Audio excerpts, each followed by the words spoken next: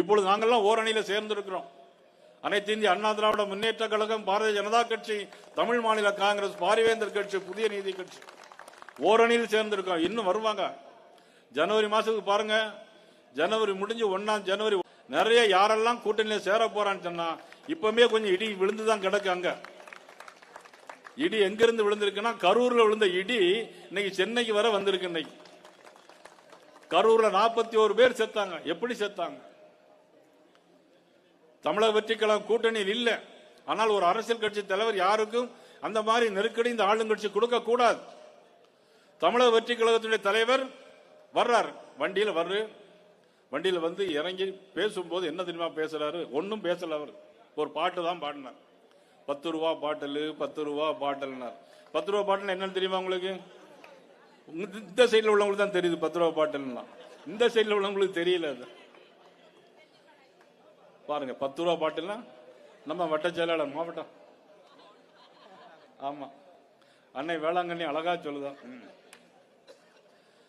10 ரூபா பாட்டில், 10 ரூபா பாட்டில் தான் பேசினார், பாடினார்.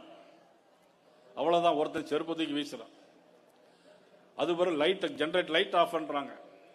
லத்தி சார்ஜ் நடக்குது.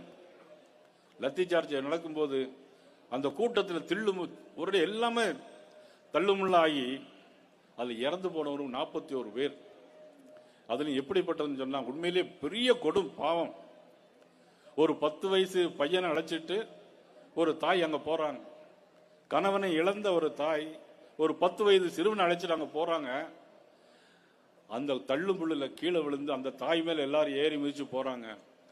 அந்த 10 வயது குழந்தைக்கு மேலேயும் தன் தாய் கண் முன்னாலேயே எல்லாரும் மிதிச்சு அந்த பையன் இறந்து போறான். அந்த இடத்துல துடிதுடிச்சு இறந்து போறான். தன்னுடைய தாய் கண்ணால பாக்குறான். இந்த பாவத்தை செஞ்சது யார்? சத்தமா சொல்லுங்க, கேட்கல. இந்த பாவத்தை, அந்த பாவம் யாருக்கு சேரும்னா அது அமைச்சரா, முதலமைச்சரா இருக்கக்கூடியவர்களுக்கு தான் அந்த பாவம் எல்லாம் வந்து சேரும்.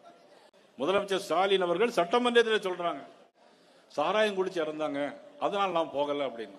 அது ஒரு உயிர் தானே. குடிச்சது விஷம். விஷத்தை கொடுக்க சொன்னது யாரு? அதனுடைய பின்பலத்தில் யார் இருக்கிறாங்க? திமுக இருக்கிறாங்க. திமுகவுடைய எல்லா நடவடிக்கைகளுக்கும் எல்லா கேடுகளுக்கும் பின்னால் இருப்பது திராவிட முன்னேற்ற கழகம்.